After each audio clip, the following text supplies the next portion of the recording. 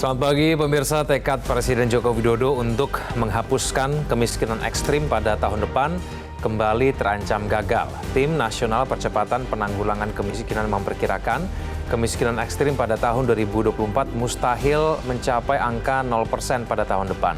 Kondisi ini lantaran ruwetnya penanganan kemiskinan termasuk belum beresnya data dan ukuran kemiskinan itu sendiri. Pemirsa, inilah editorial Media Indonesia edisi Sabtu 16 Desember 2023 dengan tema Jalan Labirin Hapus Miskin Ekstrim bersama saya Kevin Egan. Anda juga bisa berpartisipasi dan berinteraksi dengan kami melalui telepon interaktif di nomor telepon 021 583 99100 dan pagi hari ini saya telah bersama dengan anggota Dewan Redaksi Media Group Kania Sutisna Winata. Mbak Kania, selamat pagi Mbak Kania. Pagi, ya, Mbak Kania, kita akan berbicara lebih lanjut nanti mengenai labirin penghapusan miskin ekstrim, tapi seperti biasa kita akan menyimak sejumlah informasi yang menjadi topik hangat di headline harian Media Indonesia pada hari ini edisi Sabtu 16 Desember 2023. Yang pertama adalah mengenai demokrasi yang masih terancam. Mbak Kania, kalau kita cermati bahwa ternyata indeks demokrasi Indonesia pada saat ini ada di angka 6,71, lebih rendah jika dibandingkan dengan akhir pemerintahan Presiden Susilo Bambang Yudhoyono yang sebesar 6,95%. 6,95. Nah, ini tandanya apa nih Mbak Kania? Apakah memang kebebasan berekspresi dalam menyalurkan pendapat kita tuh terasa lebih terancam gitu dibandingkan dengan beberapa tahun yang lalu, Mbak Kania? Iya, itu hanya salah satu ukurannya ya. Tapi paling tidak kalau dari ukuran tersebut, fakta di lapangan menunjukkan banyak masih kejadian yang berujung kemudian pada intimidasi dan juga penjara setelah masyarakat mengungkapkan pendapat. Begitu. Salah satu contoh teranyar adalah ketika Agus Raharjo, mantan komisioner Komisi Pemberantasan Korupsi yang kemudian dilaporkan ke Bareskrim Polri, begitu misalnya setelah mengungkap soal kejadian yang dialaminya, kemudian juga ada beberapa contoh lainnya, misalnya proses hukum terhadap aktivis HAM, Haris Azhar dan Fathia Maulidiyanti, serta intimidasi yang kemudian juga dilakukan terhadap seniman Butet Kartarejasa ini yang kemudian mungkin menjadi salah satu indikator untuk menunjukkan bahwa kebebasan berpendapat di Indonesia dalam prakteknya mungkin aturannya ada, tapi dalam prakteknya itu mengarah kepada beberapa hal yang membuat justru orang itu tidak merasa bebas untuk mengungkapkan pendapatnya. Seperti itu. Ya, inilah yang kemudian mungkin buat orang itu jadi takut begitu ya kalau misalnya mau melakukan kritik begitu. Betul. Jadi freedom of speech-nya diatur, tapi freedom after speech-nya itu nggak ada jaminan. Ini yang diungkapkan oleh salah satu narasumber yang diwawancarai, yaitu Ketua Pusat Kajian Demokrasi, Konstitusi dan juga Hak Asasi Manusia dari UGM, Yanja Arizona. Ya, oke, baik, itu headline yang pertama. Kita selanjutnya ke halaman kedua, bahkan ya, headline kita yang berikutnya. Ini mengenai adanya peningkatan kasus COVID-19 yang berkembang di masyarakat. Apakah kemudian ini tanda-tanda bahwa kita perlu khawatir kembali, Mbak Kania, dengan adanya peningkatan kasus COVID-19 menurut Anda? Meningkatkan kewaspadaan, betul gitu, karena kalau kita melihat kasus ya, kita kalau melihat perkembangan kasusnya paling tidak sudah ada 359 kasus baru dilaporkan per 14 Desember kemarin, kemudian juga sejumlah 22 provinsi melaporkan peningkatan jumlah kasus, walaupun kemudian dikatakan bahwa peningkatannya sampai dengan sekarang masih dalam batas wajar. Yang pasti kita sudah disiapkan langkah-langkah untuk mengantisipasi, terutama misalnya vaksinasi booster yang untuk sementara waktu memang hanya dikhususkan pada kelompok rentan, manula dan juga komorbid, mungkin karena pertimbangan setelah 12 bulan antibodi menurun. Buat yang orang dewasa sehat, booster dikatakan tidak terlalu penting sesungguhnya, karena booster itu bukan satu-satunya pencegahan. Yang kemudian dianjurkan seperti biasa itu adalah untuk melakukan PHBS, pola hidup sehat, kemudian juga jangan melupakan soal konsumsi nutrisi yang seimbang dan juga adaptasi dengan kebiasaan baru. Sampai dengan sekarang, kemarin Presiden mengatakan pemerintah belum memutuskan untuk mengimbau masyarakat menggunakan masker. Jadi masih harus dilihat bagaimana perkembangannya. Yang pasti kesiapan dari rumah sakit itu sudah mulai dianjurkan. Bagaimana dari fasilitas kesehatan meningkatkan pengujian untuk COVID-19 dan juga penguatan surveillance karena adanya varian baru. Itu adalah beberapa hal yang dilakukan saat ini. Iya, dan mungkin masyarakat sekarang juga lebih siap begitu Mbak ya, karena memang dari penanganannya pun tampaknya tidak ada yang berbeda dibandingkan dengan varian-varian COVID-19 yang lain yang sebelumnya sudah ada. Sudah ada dan katanya yang sekarang ini gejalanya ringan. Gejalanya lebih ringan lagi. Jadi meskipun mungkin tidak ada yang berbeda, tingkatkan lagi saja kewaspadaannya, tapi kemudian tidak perlu panik begitu kurang lebih ya, Mbak Kania ya. Iya. Kita ke headline kita berikutnya, pemirsa, bansos pemerintah harus imparsial.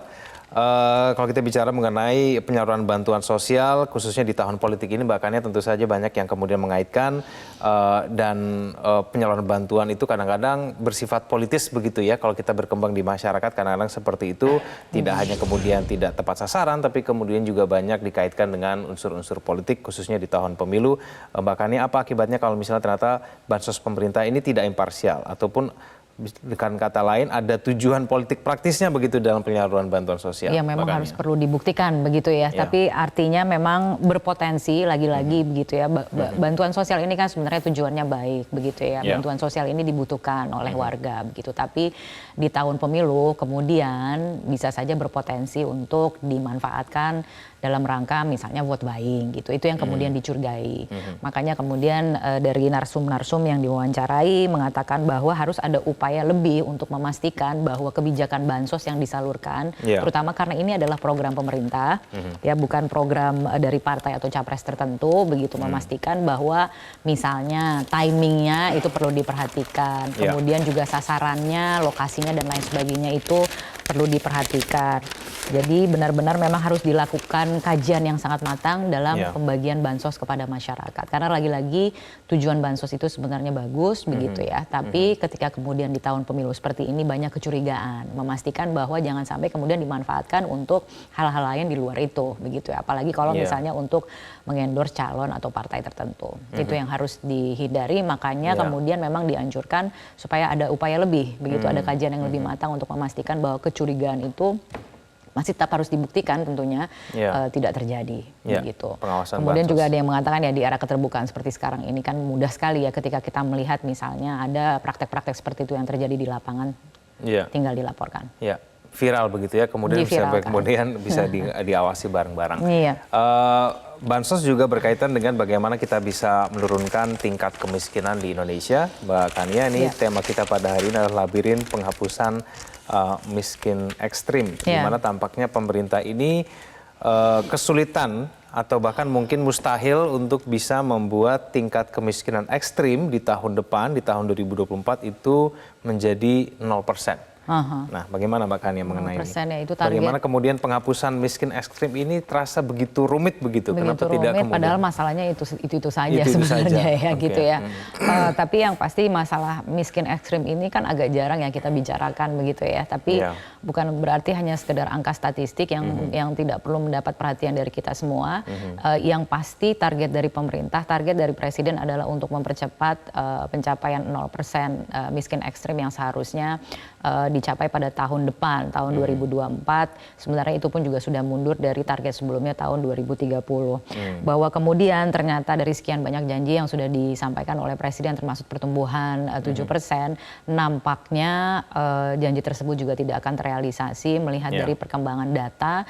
Dan memang juga ketika kita bicara soal patokan yang digunakan itu ada banyak sebenarnya patokannya begitu ya, bahwa patokan yang sekarang digunakan untuk mengukur angka kemiskinan ekstrim 0% ini kemiskinan ekstrim 0% ini bukan patokan yang sebenarnya dianjurkan. Bisa jadi bahkan sebenarnya angkanya jauh lebih besar. Memang selisihnya hanya puluhan ribu kalau tidak salah dari definisi miskin ekstrim 29.000 sekian per hari dibandingkan dengan 32.000. Jadi sisanya cuma 3.000 kurang begitu. 3.000 kurang ya, bahkan tidak puluhan ribu, tapi itu saja sudah bisa membuat angka masyarakat yang masih masuk dalam kelompok tersebut itu bisa bertambah 2 kali lipatnya begitu, yang artinya kemudian ya strateginya itu apakah ini menjadi evaluasi juga gitu bagi pemerintah, apakah strategi yang dijalankan itu sudah tepat sasaran atau tidak. Kalau tadi kemudian kita banyak bicara soal bansos, karena lagi-lagi itu adalah jurus yang paling mudah yang selama ini memang diterapkan. Yang namanya bantuan sosial kan, kalau kita bicara miskin ekstrim itu mereka memang tidak punya kemampuan untuk memenuhi kebutuhan dirinya sendiri atau keluarganya begitu, maka dibutuhkan bantuan. Tapi itu kan jangka pendek ya. Jangka panjangnya itu bagaimana soal pemberdayaan ekonomi dan lain sebagainya. Karena yang dibutuhkan adalah bagaimana mereka bisa keluar dari jurang kemiskinan secara permanen gitu. Jadi rasa-rasanya memang perlu ada evaluasi, tapi janji itu tidak akan ditepati. Nah, kalau kita bicara janji seorang pemimpin, lalu apa yang kemudian bisa kita harapkan ketika seorang pemimpin itu tidak bisa menepati janjinya, janji pertumbuhan 7%, kemudian janji kemiskinan ekstrim 0%, itu tidak tercapai semuanya. Tapi masih kita lihat juga nanti perkembangannya seperti apa, padahal kalau kita belum bicara soal data begitu ya.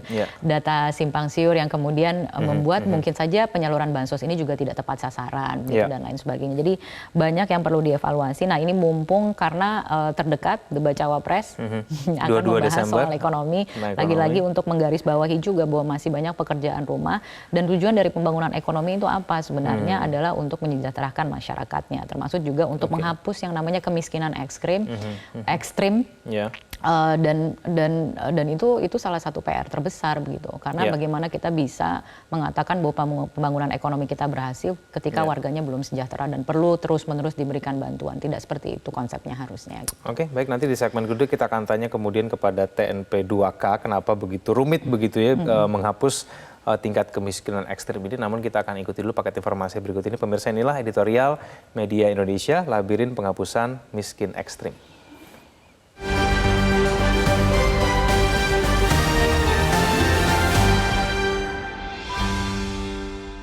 Labirin Penghapusan Miskin Ekstrim.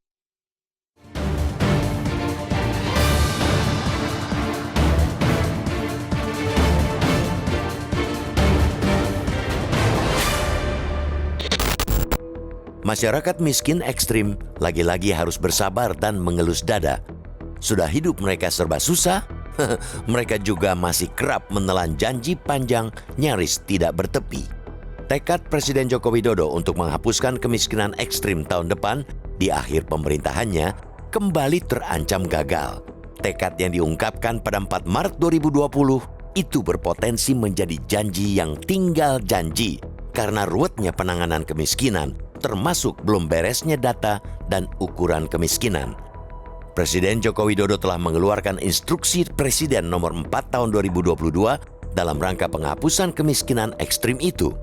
Inpres yang diteken pada 8 Juni 2022 dan berlaku sampai 31 Desember 2024 itu melibatkan lebih dari separuh anggota Kabinet Indonesia Maju dan seluruh kepala daerah. Target itu lebih cepat 6 tahun daripada target tujuan pembangunan berkelanjutan atau SDGs. Di atas kertas, upaya tersebut telah membuahkan hasil. Berdasarkan data BPS, jumlah kemiskinan ekstrim di Indonesia mencapai 1,12% atau 3,1 juta orang per Maret 2023. Angka itu turun jika dibandingkan dengan situasi pada Maret 2022 yang mencapai 2,04% atau 5,59 juta orang. Sementara itu, secara nasional jumlah kemiskinan per Maret 2023 masih di angka 9,36%. Padahal jumlah orang miskin ditargetkan menjadi tinggal 6,5% dari populasi atau paling apes 7,5% sesuai Rencana Pembangunan Jangka Menengah Nasional 2020-2024. Itu artinya tenggat tinggal 1 tahun. Sekretaris Eksekutif Tim Nasional Percepatan Penanggulangan Kemiskinan atau TNP 2K, Suprayoga Hadi memperkirakan kemiskinan ekstrim pada 2024 akan menjadi antara 0,5% untuk perhitungan optimis dan 0,7% yang realistis. Suprayoga menyebutkan untuk mencapai angka 0% tahun depan jelas mustahil. Kalaupun target dari pemerintah tercapai, masyarakat yang hidup di kemiskinan ekstrim akan tetap ada di tanah air. Suprayoga pun mengungkapkan persoalan ketiadaan data tunggal untuk program penanganan kemiskinan menjadi sebabnya. Akibatnya, program bantuan sosial alias bansos yang digulirkan pemerintah seringkali tidak tepat sasaran. Itu sebabnya Komisi Pemberantasan Korupsi masih saja mendapati temuan korupsi di sejumlah pemberian bansos. Belum lagi perbedaan ukuran kemiskinan antara yang digunakan pemerintah dan Bank Dunia yang berbeda. Pemerintah menerjemahkan kemiskinan ekstrim masih dengan angka lama, yakni mereka yang hidup di bawah ukuran kemampuan daya beli atau purchasing power parity sebesar 1,9 US dollar atau Rp29.461 per hari. Padahal Bank Dunia telah mengubah ambang batas tersebut menjadi 2,15 US dollar atau Rp32.000 per hari. Dengan ambang batas ini, jumlah warga miskin ekstrim akan kembali membengkak di kisaran 2%. Apalagi kalau mengacu standar PPP dari Bank Dunia sebelumnya, yakni 3 dolar US atau sekitar Rp46.000 per hari. Bila menggunakan standar ini, Menteri Keuangan Sri Mulyani Indrawati sempat mengungkapkan 40% masyarakat di Indonesia akan masuk kategori miskin ekstrim. Pemerintah boleh merasa beruntung karena ketentuan ambang batas tersebut bukan acuan tunggal. Makanya pemerintah masih bersikukuh menggunakan standar lama itu. Akan tetapi, tidak ada sama sekali keuntungan yang diraih masyarakat yang hidup miskin ekstrim. Masyarakat lagi-lagi sekadar menjadi objek dari janji pemimpin. Penghapusan kemiskinan ekstrim seakan sekadar menjadi program pencitraan agar pemerintah saat ini memiliki legasi positif. Warisan itu ialah klaim bahwa rezim ini telah berhasil menihilkan kemiskinan ekstrim bahkan mendekati 0%. Padahal capaian itu sebenarnya menggunakan standar minimalis, juga yang tidak sesuai dengan Bank Dunia. Pernyataan seorang pemimpin ialah sebuah harapan bagi publik. Bukan kali ini saja pernyataan atau janji Joko Widodo meleset. Janji rata-rata pertumbuhan ekonomi rata-rata 7% dalam kurun 10 tahun pemerintahannya misalnya, pasti jauh panggang dari api. Berjanji 7% tapi hanya terrealisasi 5%. Begitu juga janji memangkas ketimpangan melalui indeks rasio Gini di angka 0,30 pada 2019, meleset. Bahkan hingga kini, rasio Gini kita masih di angka 0,388. Dengan kian susahnya menghilangkan kemiskinan ekstrim yang diibaratkan keraknya kemiskinan, kian bertambahlah jurus lempar handuk dalam melunasi janji-janji. Bukan perkara mudah menghapuskan kemiskinan ekstrim di Republik ini. Namun, bila masalah utamanya itu-itu saja, yakni tidak ada patokan dan data tunggal yang jelas, maka ia serupa siput yang bergerak amat pelan di dalam labirin. Padahal rakyat miskin ekstrim tidak bisa lagi menunggu. Mereka tidak sanggup lagi mengganjal perut dengan makanan janji-janji.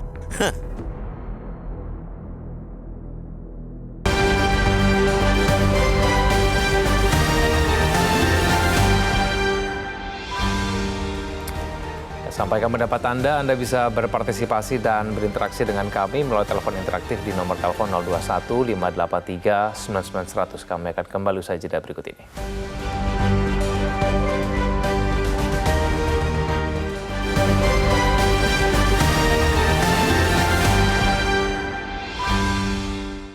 Indomie habis yang hotnya viral.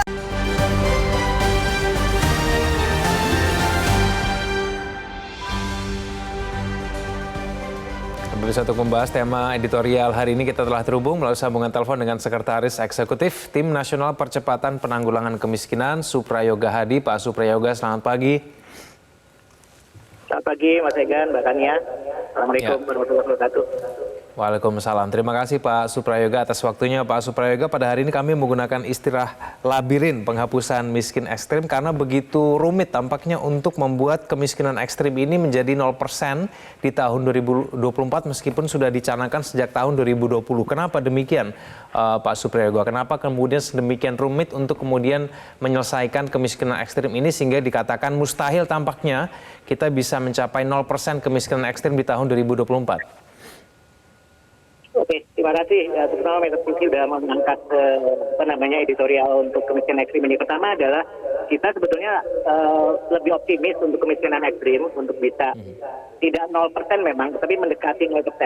Karena bagaimanapun statistically proven sebetulnya 0,2, 0,5 itu sudah mendekati 0%. Nah itu sebenarnya yang kita coba targetkan.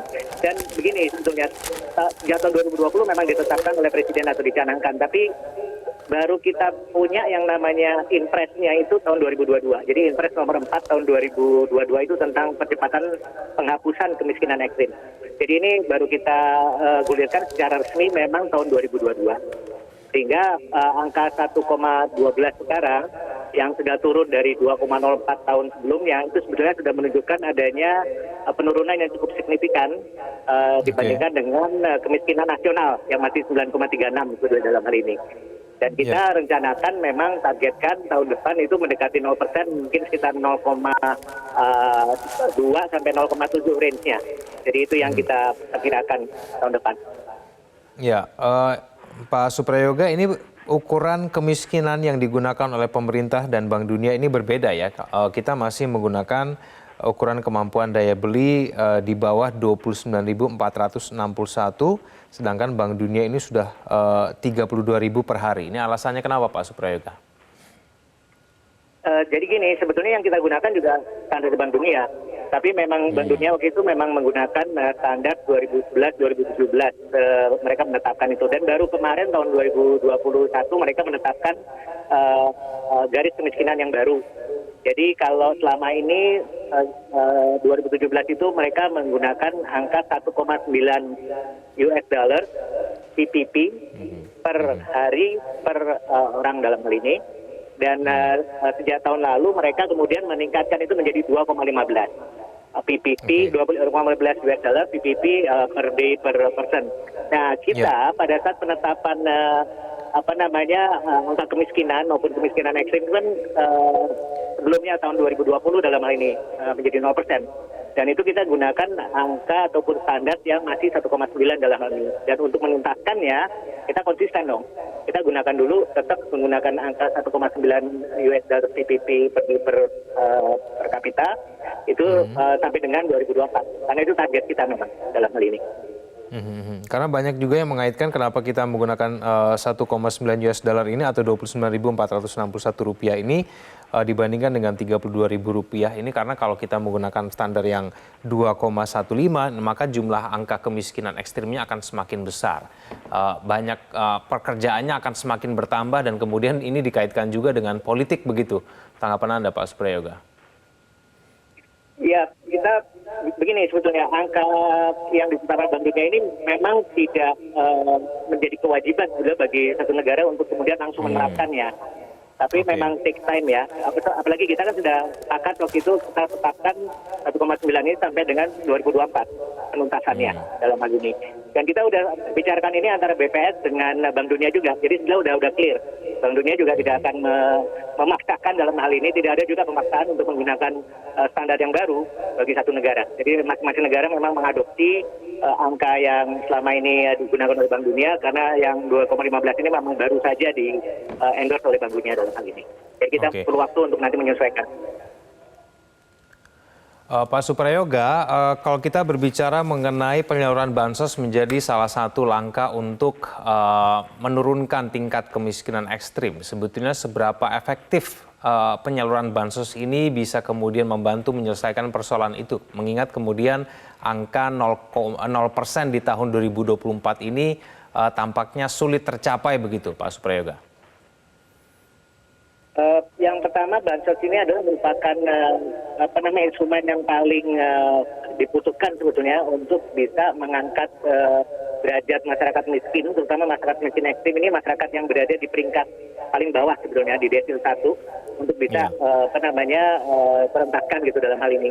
Jadi mekanisme bansos ini memang sudah diberlakukan sejak awal dulu, karena kita punya 3 strategi memang di dalam upaya pengentasan kemiskinan ekstrim ini. Pertama adalah pengurangan beban pengeluaran, jadi melalui perlindungan sosial bansos ini. Kemudian yang kedua melalui pemberdayaan ekonomi atau peningkatan pendapatan. Ini yang mungkin sekitar 20% lah dari total dana yang dialokasikan untuk kemiskinan ekstrim dalam hal ini. Kemudian yang ketiga adalah pengentasan kantong-kantong kemiskinan. Jadi ada 3 strategi itu sebetulnya yang kita upayakan sejak tahun 2022 melalui Impres.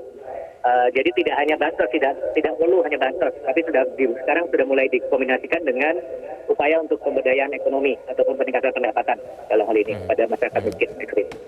Ya, Pak Suprayoga, bagaimana kemudian cara untuk menyelesaikan persoalan penyaluran bansos yang setiap tahunnya, setiap saatnya selalu terjadi, seperti kemudian penyaluran bansos tidak tepat sasaran, lalu kemudian penyaluran bansosnya dikaitkan dengan kepentingan politik, hal-hal semacam ini, apakah kemudian kita sudah betul-betul bisa menuntaskannya bahkan sampai di tahun 2024 nanti kalau misalnya kita mau menurunkan tingkat kemiskinan ekstrim tidak sampai 0%, tapi kemudian mendekati saja begitu?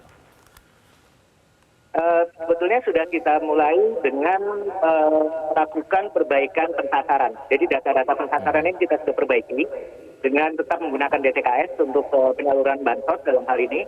Tapi untuk kemiskinan ekstrim, kita sejak tahun 2022 yang lalu sudah meluncurkan yang namanya data pensasaran percepatan penghapusan kemiskinan ekstrim yang disebut dengan data P3KE.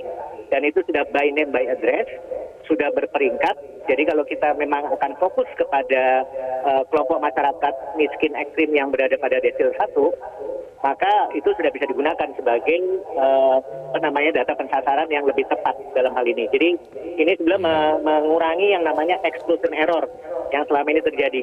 Banyak sekali yang tidak terima karena tidak masuk ke data dan sebagainya untuk itu.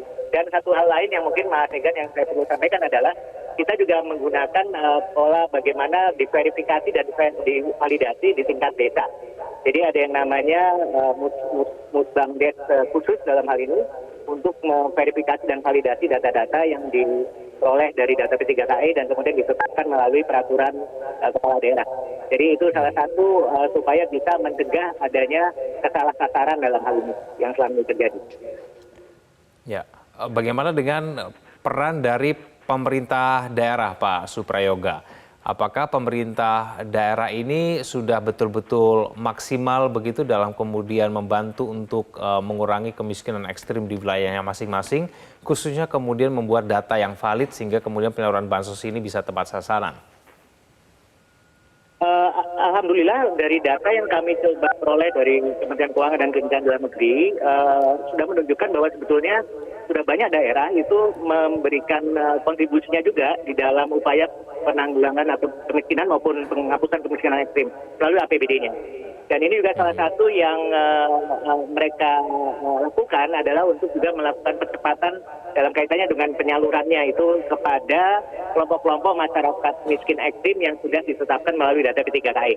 Jadi data P3KE ini sebetulnya sudah diakses oleh hampir seluruh kementerian lembaga dan oleh seluruh daerah, provinsi, kabupaten, dan kota. Jadi berbagai sumber pendanaan yang digunakan, baik itu melalui APBN, sektoral, melalui dana APBD dalam hal ini, dan juga jangan lupa dana desa. Dana desa ini juga merupakan salah satu potensial sources sebetulnya yang kita gunakan, kita optimalkan untuk juga bisa menjangkau masyarakat miskin ekstrim yang terutama berada di daerah desa dan kawasan pedesaan dalam hal ini. Baik, jadi data terakhir mengenai jumlah kemiskinan ekstrim di Indonesia berapa jumlahnya, Pak Suprayoga?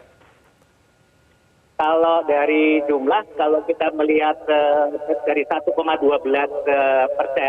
itu sekarang yang tersisa kelompok masyarakat miskin tinggal 3,1 juta. Oke, baik. Secara nasional dalam hal ini. Baik. Dan strategi yang sama kemudian akan menyalurkan bansos begitu sebagai langkah yang paling efektif untuk menurunkan angka kemiskinan ini ya, Pak Suprayoga ya? Bansos tetap menjadi instrumen utama. Kemudian kita lengkapi dengan peningkatan pendapatan bagi kelompok masyarakat miskin dalam hal ini. Oke, baik.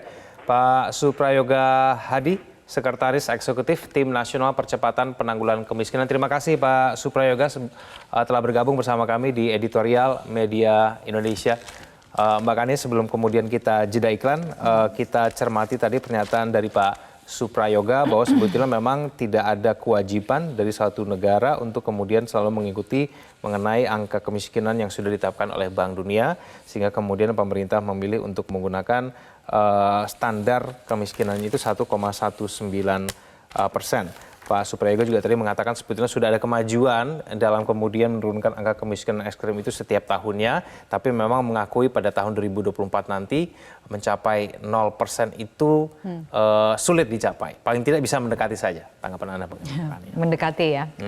Gini, kalau misalnya dari apa yang disampaikan oleh Pak Suprayoga tadi, saya juga di sini sempat membaca ada sebuah artikel yang kemudian disampaikan dan juga menuturkan apa yang sebenarnya diinginkan oleh Bank Dunia, mengapa memang tidak ada kewajiban gitu untuk menaikkan 1,9 ke 2,15 gitu, tapi kemudian Bank Dunia sebenarnya menghimbau karena strateginya ini lagi-lagi untuk ukuran ya, bagaimana mengevaluasi strategi pengentasan kemiskinan, karena fokusnya itu harus diperluas, dikatakan seperti itu karena negara kita itu berpenghasilan menengah.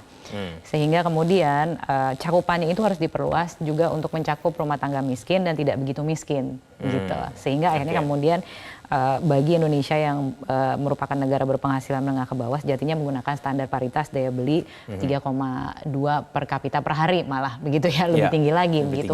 Ini soal fokus cakupan gitu, karena strategi pengentasan kemiskinan itu kan kalau kemiskinan ekstrim itu adalah yang paling bawah seperti yang tadi disampaikan dan jumlahnya ada sekitar 3,1 juta. 3,1 juta ya.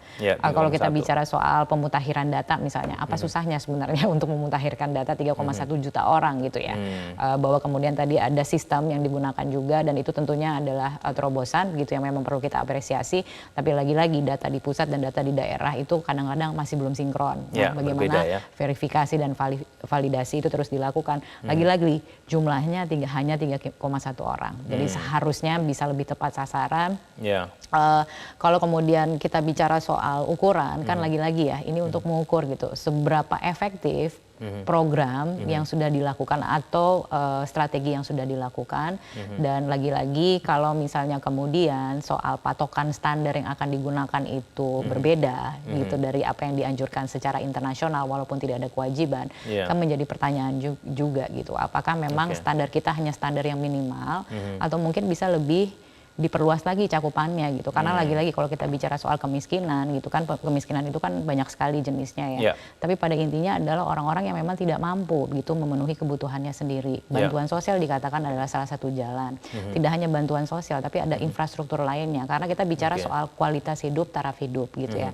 Taraf hidup itu tidak hanya dari uang tapi misalnya juga dari pendidikan, dari kesehatan dan lain sebagainya, dan infrastruktur itu yang kemudian harus diberikan jaminannya bagi warga untuk bagaimana mereka bisa berdaya gitu secara ekonomi dan keluar dari jurang kemiskinan secara permanen. Jadi lagi-lagi kalau kita bicara soal standar atau soal ukuran itu adalah soal fokus cakupan gitu ya.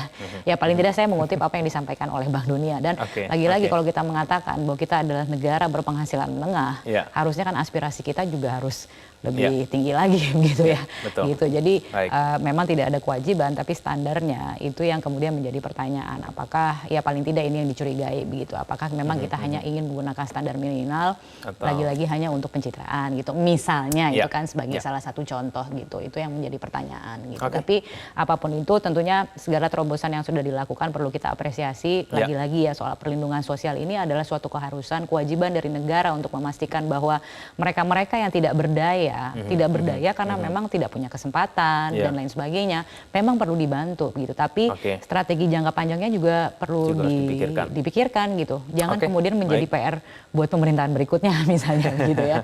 Nah, ini yang kemudian juga harus menjadi perhatian kita bersama. Baik, kita jeda dulu, makanya pemirsa dan kemana-mana kami akan kembali usai jeda pada waktu berikutnya.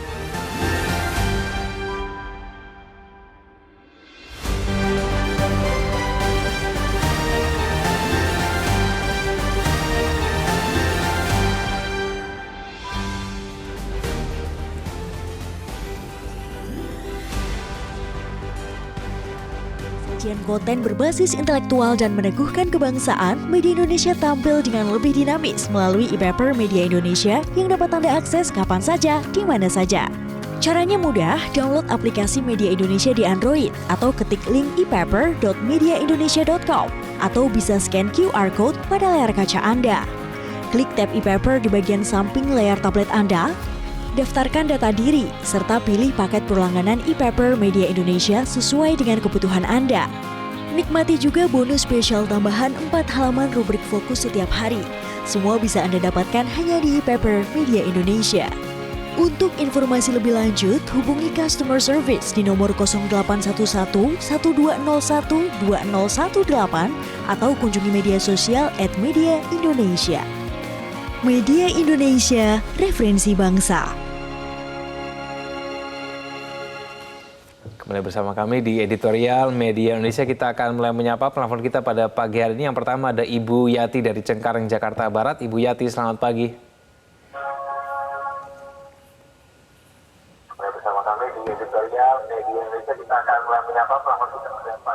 Halo? Suaranya mantul. Iya, ada feedback. Bu Yati, selamat pagi. Selamat pagi, Ya.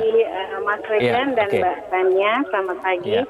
Saya Pagi, mau Bu Yati. kasih komentar. Silakan. Menurut saya ya, tidak bisa kalau kita sampai menuntaskan kemiskinan sampai 0% itu tidak bisa.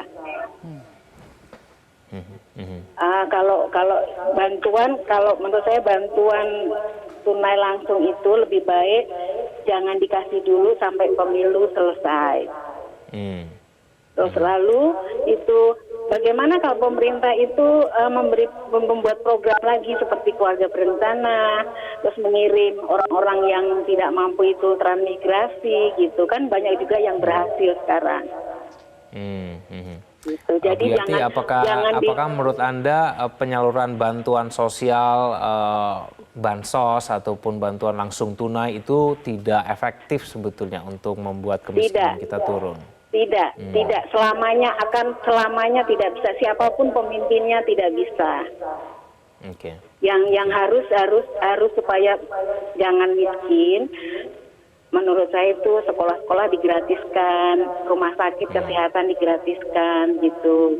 Terus petani-petani pupuknya disuplai gitu kan, semua itu dari bawah gitu. Kalau dikasih bantuan tunai terus jadi malas gitu. Apalagi yang saya tahu ya di daerah yang saya tinggal ini, Cengkareng, setiap tahun ibu-ibu melahirkan. Ya. Suaminya tidak punya kerjaan tapi setiap tahun melahirkan anak gitu. Gitu. Jadi menurut saya tidak bagus. Gitu. Baik. Ya. Baik, terima kasih Ibu Yati dari Cengkareng, Jakarta Barat. Selanjutnya ada Pak John Veto dari Kepulauan Riau. Pak John Veto, selamat pagi. Selamat pagi Mas Kevin Egan, selamat pagi Mbak Gania, salam sehat selalu. Ya, Selamat pagi, silakan Pak John. Ya, jalan labirin hapus miskin ekstrim ya.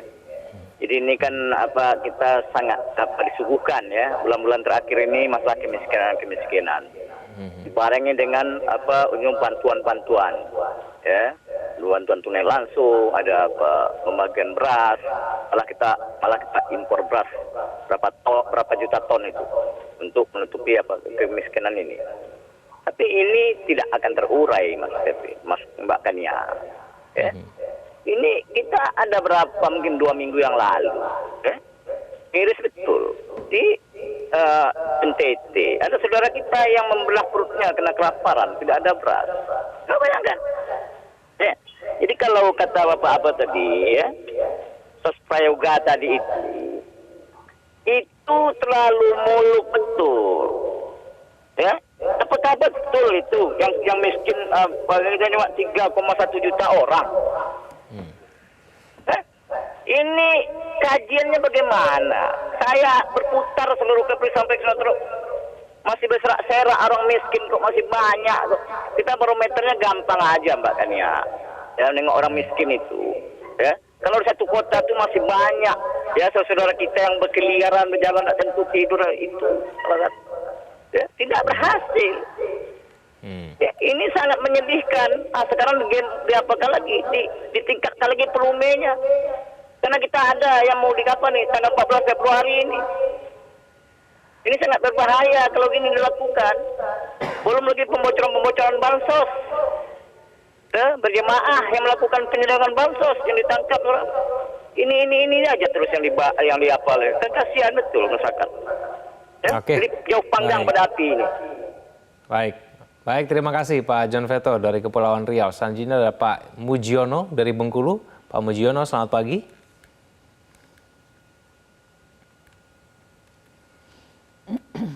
Pak Mujiono, selamat pagi.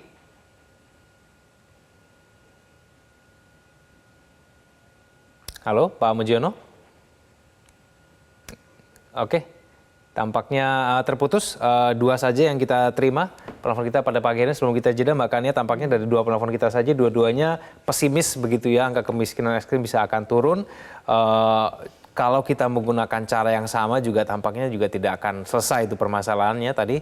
Dan kemudian datanya pun juga dipertanyakan, masa sih cuma 3,1 begitu, harusnya kayaknya lebih banyak deh, kurang lebih begitu. Makanya tanggapan Anda mengenai ya, lagi-lagi itu mengenai cakupan tadi begitu yang disampaikan gitu, yang namanya miskin ekstrim ini adalah mereka yang dianggaplah sudah tidak bisa makan lagi dan perlu dibantu gitu, bantuannya apakah berupa pangan, bantuannya berupa tunai atau itu definisinya paling tidak ya. Kalau kita melihat tadi kan definisinya itu adalah $1,9 atau sekitar 29.000 dan itu per kapita bukan per orang. Jadi angkanya lebih rendah lagi. Mereka memang membutuhkan uluran tangan dari pemerintah begitu ya. Karena kalau tidak ya mereka tidak bisa menyambung hidup. Ini yang kita namakan sebagai ekstrim.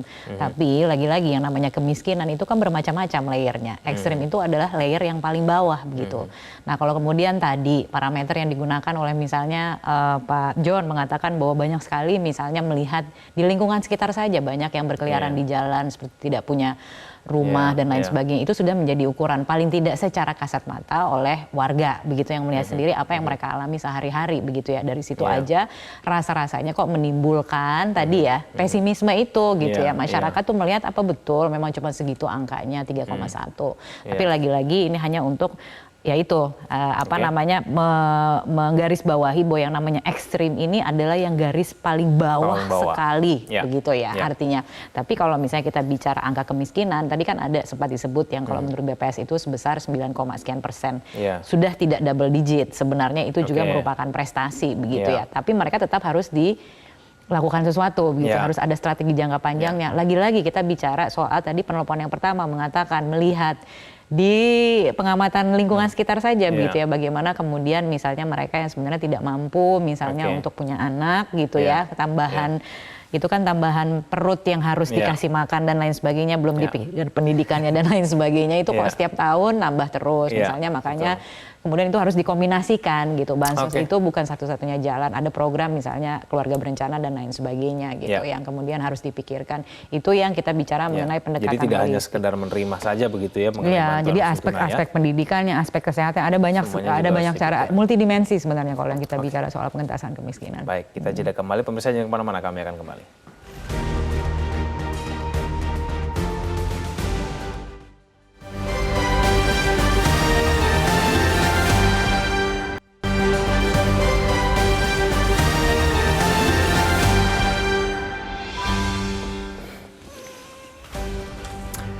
Ya, kita sampai di segmen terakhir di editorial Media Indonesia. Mbak Kania, kalau misalnya kita berbicara mengenai target dari pemerintah yang sudah dicanangkan pada tahun 2020, ternyata kemudian di tahun 2024 nanti target yang ini pun juga tampaknya tidak akan tercapai, yaitu 0% untuk kemiskinan ekstrim, yang katanya tadi jumlahnya 3,1 juta orang per Maret 2023, yang angka ini pun juga diragukan oleh banyak orang. Itu angka di sekitar 1% ya berarti ya kalau tidak salah ya. Iya, angka 1% itu 3 juta begitu ya. 3,1 juta. Dan ya, itu walaupun kemudian dari Pak Supra mengatakan mendekati 0% ya, range-nya adalah 0,2 sampai dengan 0,7% lah di akhir tahun 2024. Intinya sebenarnya ini kan percepatan ya, konsepnya adalah percepatan pengentasan kemiskinan. Harusnya target 0% kemiskinan ekstrim itu di tahun 2030. Tapi kemudian Presiden memutuskan bahwa itu dipercepat tahun 2024 begitu 0%. Berarti sebenarnya kita punya waktu 6 tahun, akhirnya dipercepat menjadi hanya tinggal 2 tahun ya. Sekarang malah tinggal sisa 1 tahun gitu ya. Kurang 2 tahun. 0% gitu. Tapi kemudian mengenai standar tadi kan kita perdebatkan juga gitu. Anjurannya dari Bank Dunia bukan kewajiban memang, tapi anjurannya itu adalah fokusnya mau apa sebenarnya. Kalau kita bicara soal program pengentasan kemiskinan. Ya kan? Artinya apakah memang hanya kemiskinan ekstrim gitu yang akan kemudian dijadikan warisan menjadi 0% gitu, atau fokus cakupannya sebenarnya harusnya lebih luas lagi begitu ya.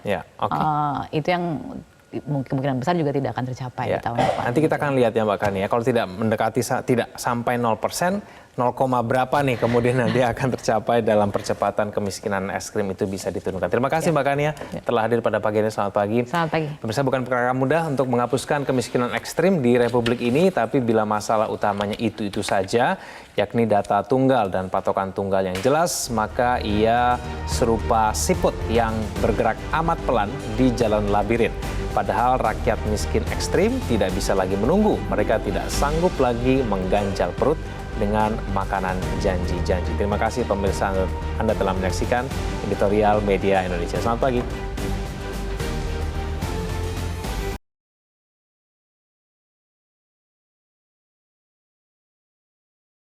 Jelajahi cara baru mendapatkan informasi. Download Metro TV Extend sekarang.